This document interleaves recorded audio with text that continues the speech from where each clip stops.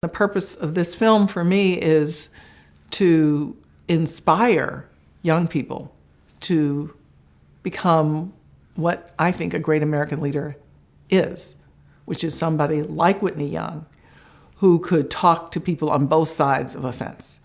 That's a skill set we need to have, and not a lot of people have it. I'm clear about that. And we need to show people how to get it, and the way you do that is to give them models for that. So he is one model. Whitney Young is one model of that. There are others, but I think it's important to be able to focus on somebody, whether they're dead or alive, it doesn't matter, but somebody who has those clear set of skills that you can use for your own life, so that when you go into a difficult situation, then you can say to yourself, oh, I remember, don't get mad, get smart. This is something I learned from Whitney Young. He was in a very difficult situation, more difficult than the one I'm in, but he didn't let himself get dragged away by his emotion.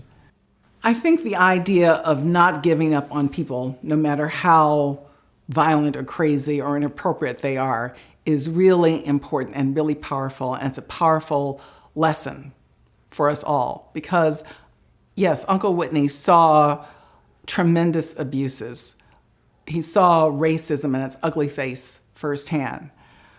But I think he had in him a strong sense of human potential that would go beyond the ignorance, if you will, of a particular time period.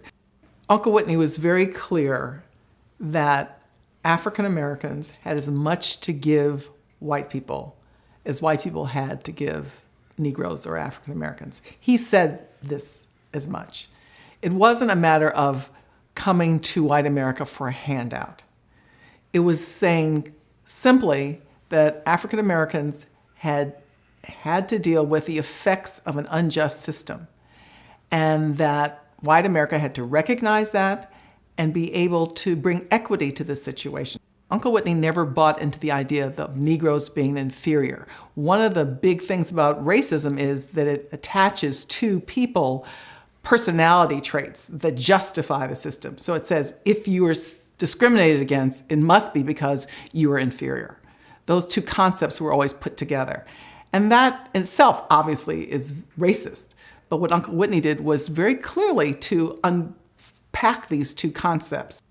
What Uncle Whitney did, which was different, was that rather than seeing poor people as somehow to blame for their poverty and kind of the attitudes that went with that, was he began to look at how can the structures of government be organized in such a way that you, for example, give early childhood education to mothers so that they can go to work.